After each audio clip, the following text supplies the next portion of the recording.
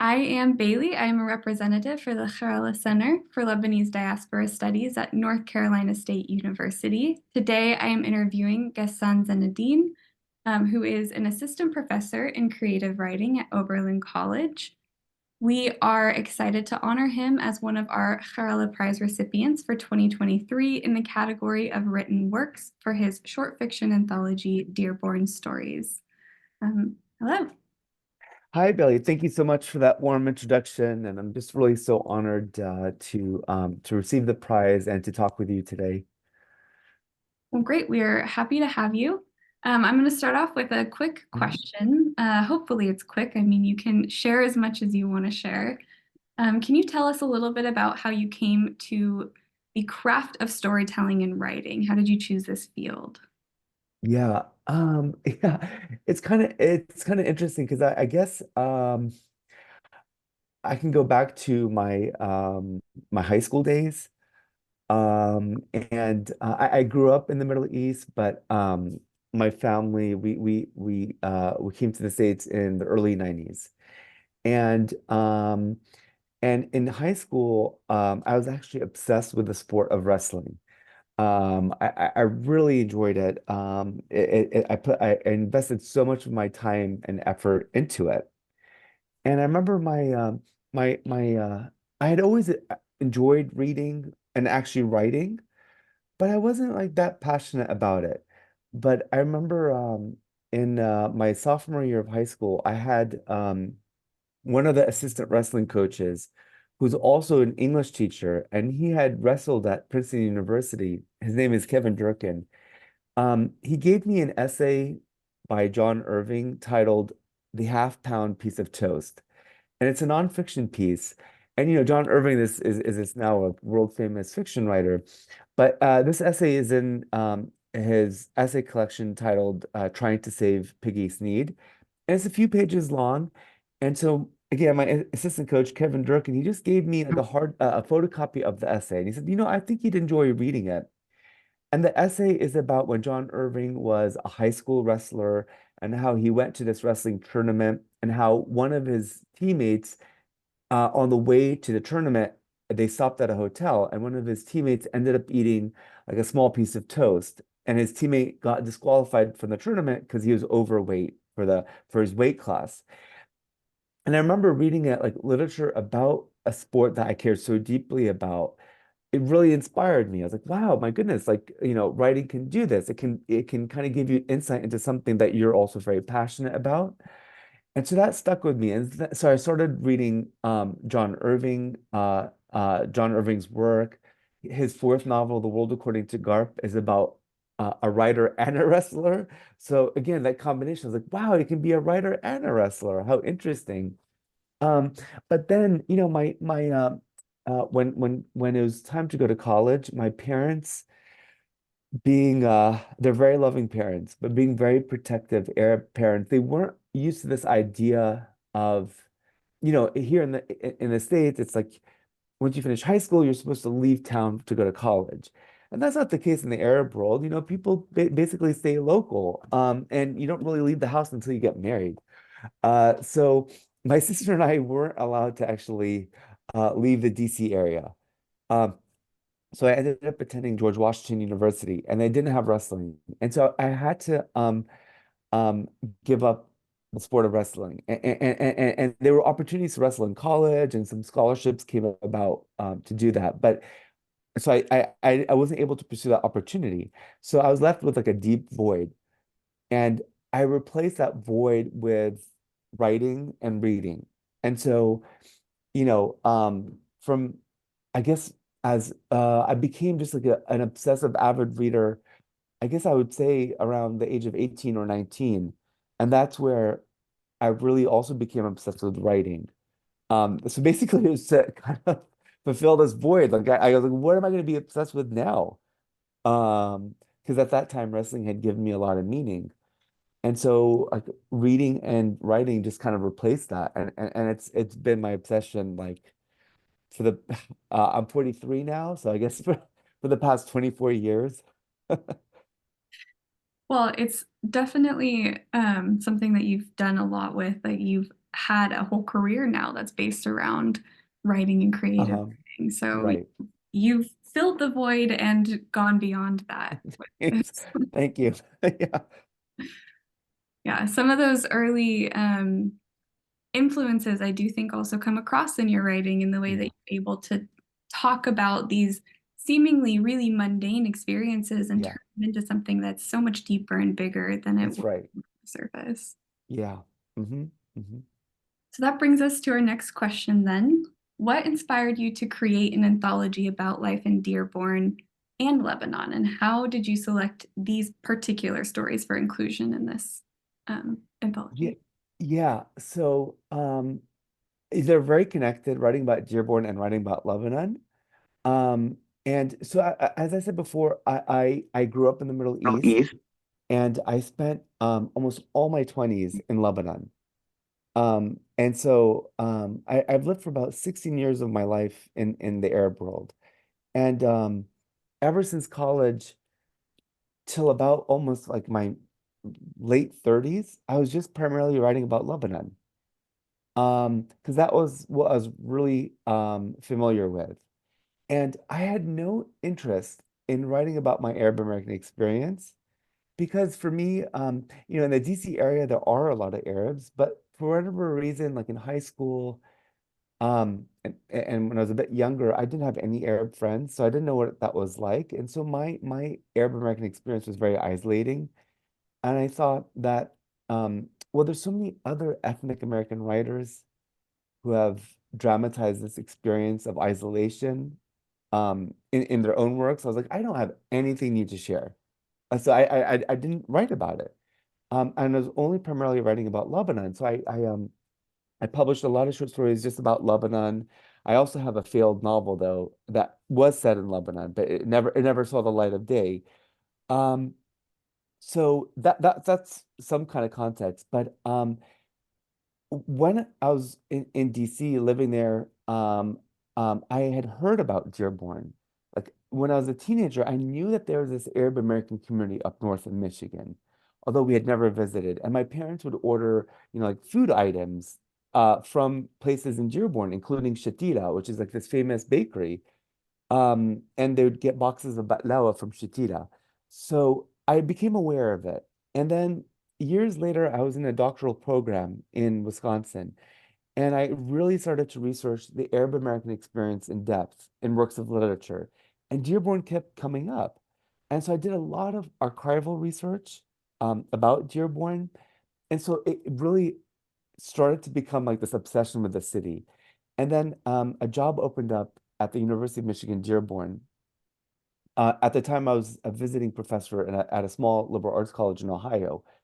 And when that job came up, I was like, oh my goodness, we have to move. This sounds incredible. Going to the place I've been researching for all this time.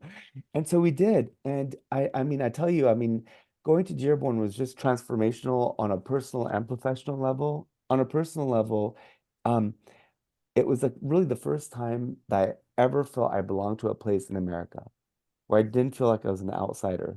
Because I think because Dearborn has such a big Arab American community there, there are so many Arab Americans who, like myself, are kind of caught in the middle, right? Right, about their Arab American identity. So like everyone shares that, you know. Um, Also on the east side of town, the Arab part of town, it's you almost feel you're in an American city, but there's so many glimpses, or there's so many like things about the city that remind you of the Arab world, whether it's like billboards in Arabic, store signs in Arabic, store owners speaking Arabic, patrons speaking Arabic. So I got comfortable just walking into places and just speaking Arabic, never speaking English, and I was in an American city. So that was something that was so impactful. And I just like very quickly became drawn to the city, became like a member of the community. It was a very easy transition. And for my wife as well. My wife was, born and raised in Lebanon. And so I felt comfortable writing about Dearborn. And in writing about Dearborn, it wasn't writing about like this sense of isolation. Like you can't feel isolated in an Arab American community in Dearborn. I mean, there's unless you become antisocial. Um, and so the chance to write about a community and not like the individual experience of isolation was just, I was drawn to that. I was drawn to writing about a community. And writing about community is also, Arab culture is very communal. There's no, there's, like an individualistic society is more Western or more American. And in the Arab world, you operate in like these big family units. Um, and that and in my writing, I always think about community, and so it was like a perfect fit.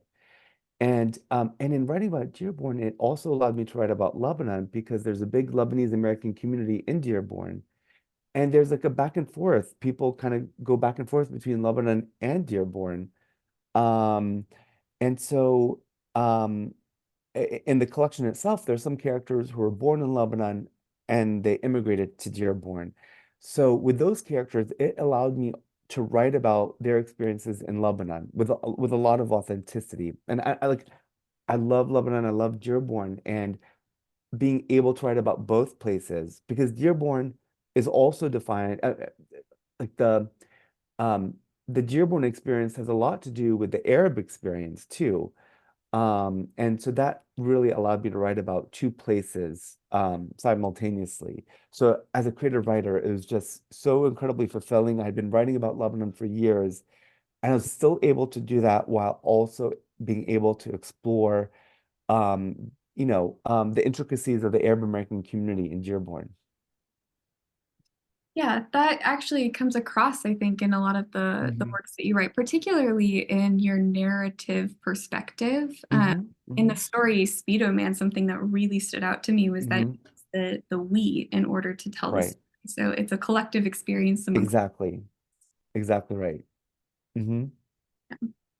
Well, it's really interesting, and I think it makes a lot of other people who don't have that connection to Dearborn, but do have Hmm. the experience of being an Arab American, feel connected to something as well. Exactly. I had like because like in Dearborn you can get my wife and I were just talking about maybe we're hoping that maybe we can sponsor her parents who live in Lebanon. Maybe they can move to Dearborn because they'd feel comfortable in the Arab American community. And I tell a lot of silly jokes and in person, but one silly joke that I came up with when I was in Dearborn, if like a newcomer came to Dearborn, I'd ask them, "Is this the first time you visit the Middle East?" And they would be confused, like, "Wait, what do you mean? We're in the States, you know?" But yeah, but that speaks to like the transnational identity of the city. Mhm. Yeah, well, you capture that very well in your writing. Thank you.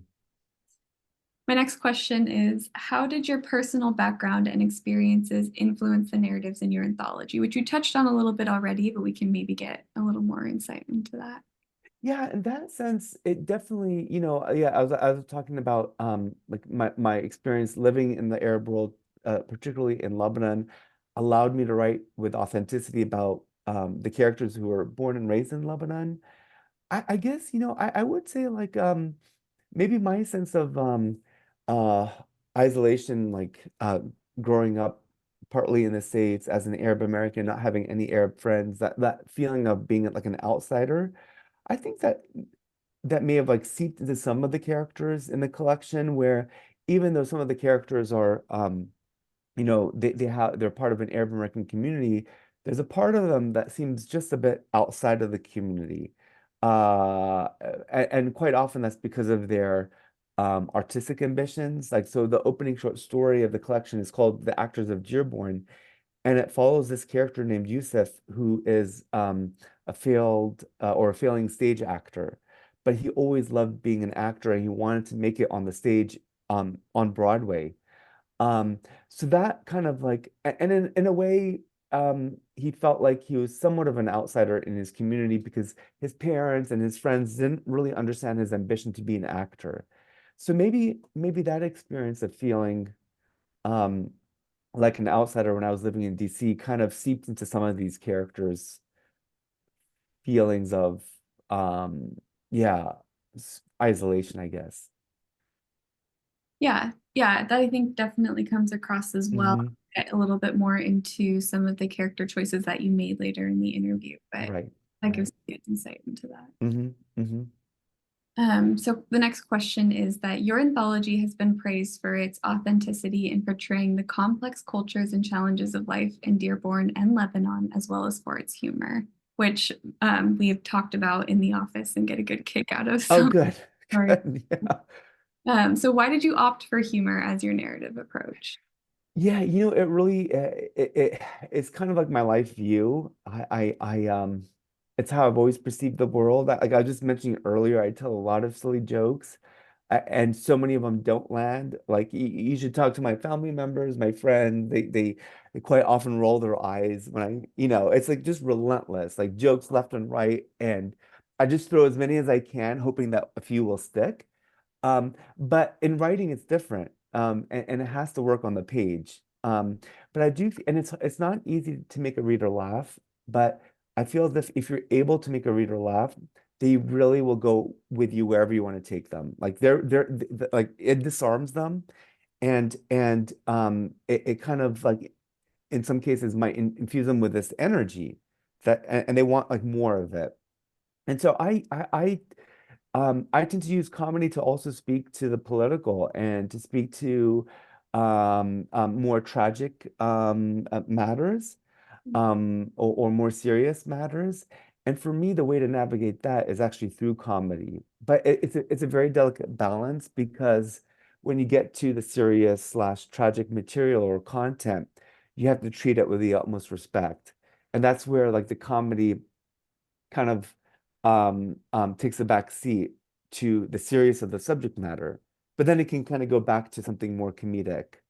Um, yeah, so for me, it's always been the way I perceive the world, and I can't imagine writing without this kind of a comedic lens. And because I mean, the world is, especially now, is just such a dark place. Excuse me, perhaps it's always been a dark place, but so one way to navigate it is not to dismiss the serious subject matters, but to approach it with, through different lenses, one of which is being comedy. Um, and it's, it's also really important to me actually, like when I write, I want to write meaningful work, that can touch readers, but it is actually really important to me also to entertain readers. I never lose sight of that. And I do want readers to have a lot of fun. Um, and sometimes that can be helpful when you're trying to, um, when your work is, in this case, is exploring the Arab American community. And you want people to see your characters as universal, as human, as humane as anyone else. And so again, yeah, one way to do that is through comedy, like through the entertainment of comedy. Yeah, it's interesting reading some of these stories. I noticed that there is a lot of really heavy subject matter, and even Hmm. some of the most humorous stories in there where we're all laughing about it later in the office, talking about these little funny things that we like. Hmm. You get to the end of those stories, and there's still kind of like something that clenches at your either your mind or Hmm. your heart or whatever it is. Hmm. That makes you like this is still serious. Right, Does lend right. some sort of personality to these characters who are representing a collective. That's right. That's right. And I've always been into writing like whimsical, quaint characters. That's always been like part of my style of writing. And I think that plays into that comedic approach, like something like characters who are a bit more whimsical, a bit off, you know. I've always been interested in those kinds of characters and writing about them. Yeah. Hmm. Well, thank you for sharing all of that. Hmm. The next question, amongst the many topics that you broach in the question of queerness. Sorry, I'm reading these questions just because I didn't memorize them. So, Sure, sure. Yeah.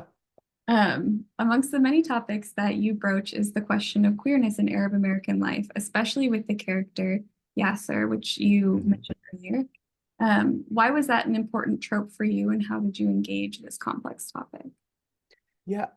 Excuse me. For me, so in writing this collection, it was really important to me to show how diverse the Arab American community is. Like, there's no such thing as like a monolithic Arab American community. There's no such thing as the one Arab American experience. We each have different experiences, and so in that vein, it was so important to me to also have a story that communicates with the LGBTQ community, because the LGBT community is also part of the Arab American community. So that was really important to me. And um, but in crafting that short story, Yusra, it was I can tell you about like the genesis of that short story. And um, years ago, before the pandemic, it was the summer of 2019. I knew I wanted to write a story about a Lebanese butcher. Um, and there was a famous one in town. And I shouted at him for several days. Like, I went to his butcher shop, I interviewed him, I saw how he communicated with his customers. Um, One day he took me to the Eastern Market, which is in Detroit, and there are a lot of wholesale meat markets in that area. And so I saw how he was buying his meat in bulk. He took me like in this white van, and then and then we went back to his store. And after that experience, I crafted this short story about a father and his daughter. It was narrated by the daughter, and it's about like their experiences going to the father's favorite grocery store, where there was like this famous butcher there. And I wrote like 8 or 9 pages, and for whatever reason, the short story, I just hit a wall, and I didn't know how to like progress through the story. And then a few years passed, and I was thinking, okay, well, a few years passed, and meanwhile, there's this city called Hamtramck, which is in Detroit. It's like a city within the city, like a city within Detroit.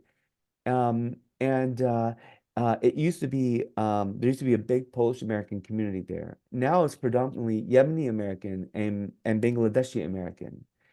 And I was always also very interested in that city. And I thought, and not many people from Dearborn go to Hamtramck.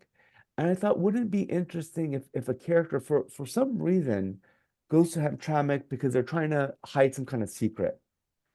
And I was like, well, what would that secret be? And unfortunately, in Dearborn, in the Arab American community, I think it's starting to change, but still, um, pe not people aren't so comfortable in being expressive when it comes to their sexual orientation. So some people might try to hide the fact that they're queer. I think it's starting to change, but it's still a problem, right? There's this fear of backlash from the community. It's still a conservative community. And so I thought, okay, what if the character identifies as being queer, but they can only express their true sexual orientation when they're in Hamtramck? And that's when I thought, oh, what if it's like the butcher? What if the butcher is gender queer? What if he, and in the short story, Yasser, growing up in Lebanon, he always saw himself as this woman named Yusra. So he's married and he has a 23-year-old son, but when he drives to Hamtramck, and he's in the short story, he's like this famous butcher in Dearborn, but when he drives to Hamtramck, he wears like a abaya that covers his head and his body, and he wears makeup, and he wears a dress underneath the abaya, and he befriends a Yemeni American woman, but it's only in Hamtramck where he really feels his true self. And so that's where I was able to kind of write about the LGBTQ experience. But but the butcher in the short story really bears no resemblance to the butcher I interviewed, with the exception of like the technical details of being a butcher. Mhm. But so that was the genesis of the short story that actually took a few years to kind of for it to all mesh together. And I couldn't imagine writing the story collection without a story that at least a story that communicates with the LGBTQ community. Yeah, which makes sense, especially having that as one of the short stories that you would have Right, amongst all of the others you chose. right. I'm curious, not to put you on the spot here, Uh-huh. so we can move beyond this if you don't have any thoughts. Sure. I'm wondering if there's any sort of, because I know it's not super common out there, other types of media that you have consumed in preparation for writing that story to help you understand what it would be like to be in that butcher's shoes, aside from just being a butcher, but being someone who identifies as genderqueer in the Arab American community? Yeah, I mean, I can talk to like so much of it's actually based on my experiences with dear friends who identify as being genderqueer. Like so much of it is just, I mean, I have so many dear friends who identify as being genderqueer. So it's also just that kind of insight into um being around like loved ones who identify as being genderqueer. So that gave me a sense of again like writing the character with authenticity as best as I could. Yeah, well, that's helpful. Yeah. And I think Yeah. it's great for your readers and for other people who might see this too, to know that there's other media that they can go to out there now that has that kind of representation. Well, to that effect, I remember it actually happens in the short story. There's a moment where um the character Yasser slash Yusra, he has found a community online, like an LGBTQ community online that he feels a part of, and that he actually learned a lot about his own sexual orientation through that online community. And I think that experience is not uncommon. That Mhm. sometimes it's like through the online community that you can actually make some relationships, all, you know, despite them being virtual, and just kind of learning um, more about others who are also experiencing similar circumstances. Mhm. Hmm. Well, that's a really good point. And I'm sure something that a lot of people also identify Right, with. right. Okay, well, that brings us to our next question. Hmm. What do you hope readers will take away from reading the stories in your anthology? And do you have any advice for aspiring writers interested in exploring similar themes and settings? Yeah, well, I hope, well, I mean, I hope readers like really enjoy the book. They're entertained by the book, but they also gain some kind of insight into the Arab American community, and specifically that they just see these characters. The characters are very specific to Dearborn, right? They couldn't exist outside of Dearborn, but they're also um, um, universal characters, and they're after things that non-Arabs are after too, right? In terms of like, chasing your dreams, opening up your own business, getting married, whatever it is, So I guess especially now in our current political time, like seeing the humanity of Arab Americans, and understanding that, and not seeing Arab Americans and Muslim Americans as the other, that we're all in this together, we're all part of the human race.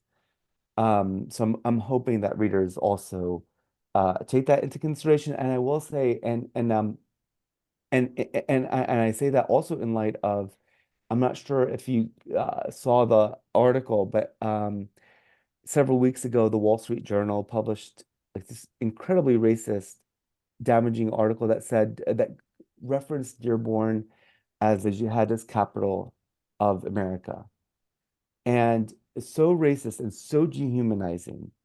And it actually, when that article was published, the mayor of Dearborn, Abdullah Hamoud, requested from the chief of police, who's also Arab American and Lebanese American, to have more security around the city, especially around places of worship, including mosques, that actually put people's lives in jeopardy because someone was so reckless with their statement. And I feel as if like now in you see it in US media and Western media, it's like people are like so much racist reporting and misguided reporting with impunity, and so it's such this constant dehumanization. So I want people to see that like we're just as human as anyone else. Mhm. Um, about advice for aspiring writers, if they are, so if they're interested in writing about, let's say, so in this case, I wrote about the Arab American community in Dearborn, and I couldn't have if someone is interested in writing about a particular community from a place, well, the first is to be very familiar with it, Mhm. and live there, absorb it, become an insider. And so I think that's key. So like ethnographic research being there, and also like archival research if it comes into that. So yeah, I think like writing with authenticity is just really important. And that comes again, that comes with just being in the place and absorbing it. And I think, I will also say that like in writing these short stories, I mean, all of them, each and every short story, um, was a response to my experience of being and living in Dearborn and responding to the atmosphere in Dearborn. I mentioned that opening short story, The Actors of Dearborn. It's set in 2019. And I remember at that particular time, 2018 and 2019, there was a strong presence of ICE agents in Dearborn. And that caused so much anxiety in the community. And so that was in the back of my mind. I was like, how do I capture this anxiety? And I tried to do that through the character of the failed stage actor. So again, I couldn't have done that. I couldn't have written that short story or the collection if I hadn't been like fully immersed in the city. So so yeah, advice is like full immersion. Yeah, Good advice. And to that point, too, it helps outsiders who are consuming that type of literature to learn more authentically about that that's community. right, It's for not sure. misinformation out there. Exactly, exactly. Great. Well, this is our last question. It might not be Uh-huh. a question, it might be easy depending on how much you're willing to share right I'm sure. now. What are your future plans with this type of field? Yeah, it's funny. Over the course of our conversation, I've noticed I've been saying the word obsession a lot, like in almost every single question. And I feel as if we write. I think it's because we write about our obsessions, or at least I write about my obsessions. And so I say that because I'm still so obsessed with Dearborn, and I'm writing more short stories about Dearborn. I'm writing an essay for a magazine. It's a nonfiction piece about Dearborn, particularly in this political climate. And I'm in the very early stages of writing a comedic crime novel set in Dearborn. Um, and we just recently moved to Oberlin, Ohio, which is just about 2 hours from Dearborn. And um, like I've been going back and forth to Dearborn. Like in January, I was there, I think 5 times. We have plans to spend our summers, winters there. So it's still very close, still very dear to me and to our family. And so, yeah, I can't stop writing about it in this particular time in my life. Like it's still so dear to me. Yeah, it's an obsession, but it's also like this deep passion for the city, and like this urge to write about it. Um, so as long as that fire is like burning, I just kind of have to heed to it and see where it takes me. Yeah, Yeah.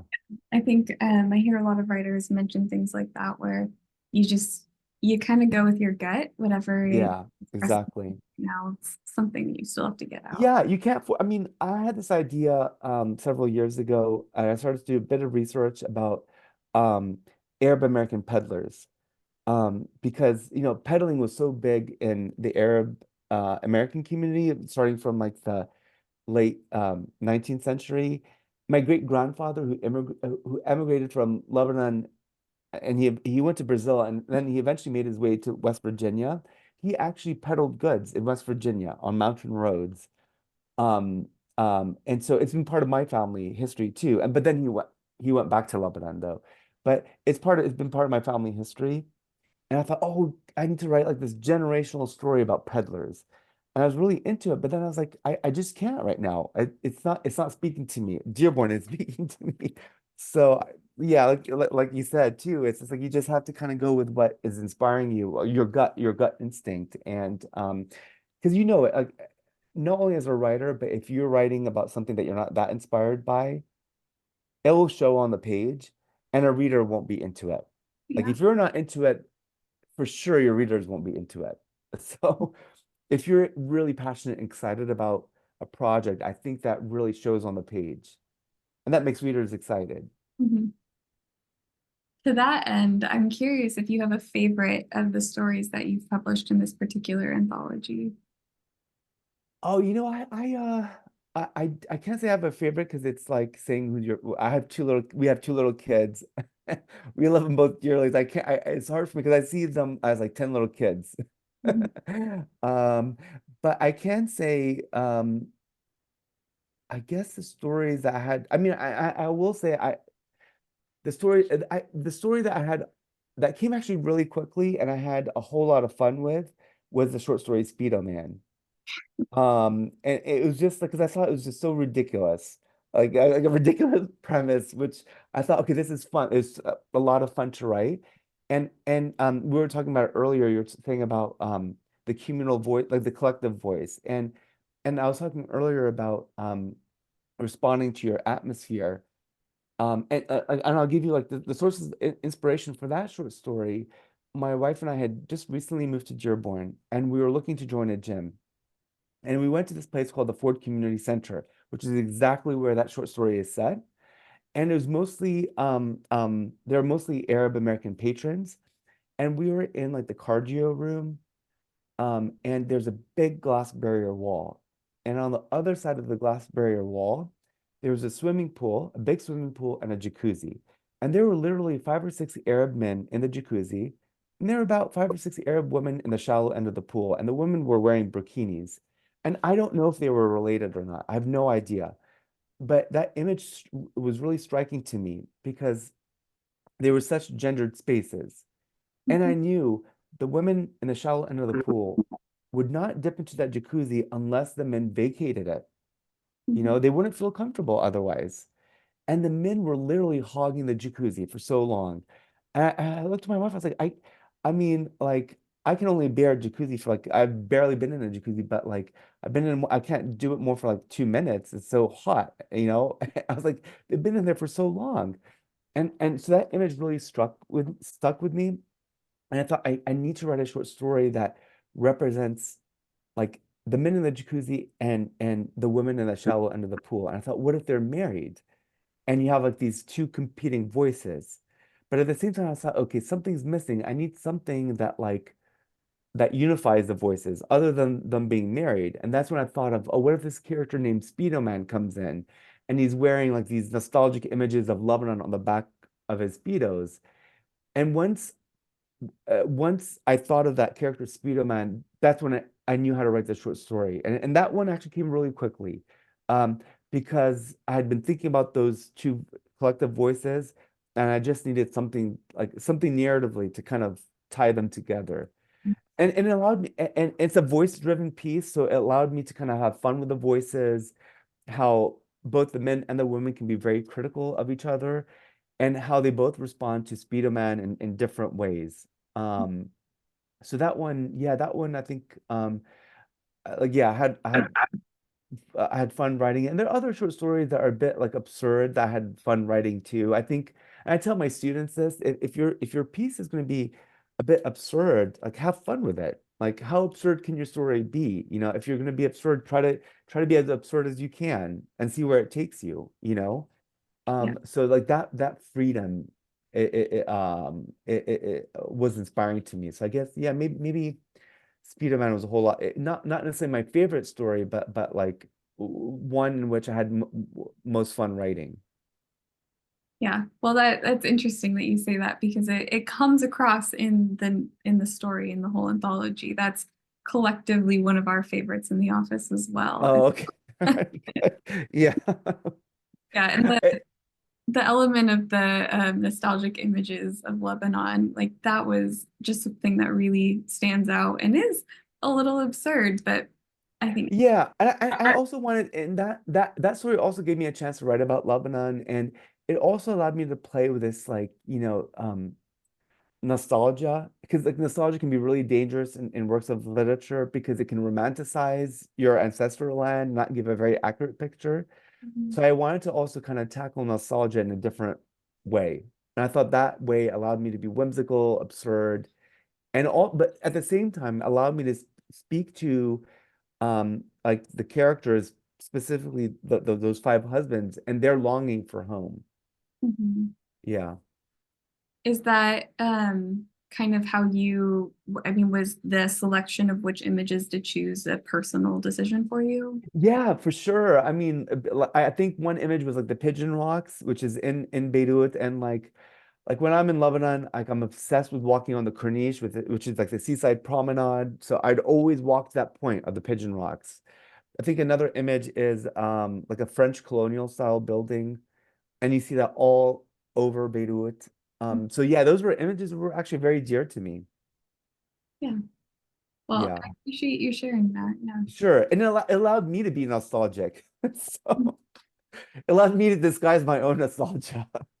I think it does that for your readers as well. At Okay. least the ones who can relate. Right, right, right. Yeah. Yeah. Well, thank you for sharing all of that. I don't have any more questions for you, but I Okay. do want to give you the space to share anything that you want that we didn't address in this interview with any of your readers. And no pressure if there's nothing you have left to say. But Yeah, I know you asked like really such thoughtful questions. I really appreciate it. Yeah, no, thank you so much. Sounds great. yeah. Well, thank you. Thank you for, Okay, thank you so much, Bailey. I really appreciate your time and your excellent questions. yeah, thank you for everything. We Sure, enjoy your book. of course. I really appreciate it. I'm really honored too. And I'm glad, everyone at the office enjoyed it too.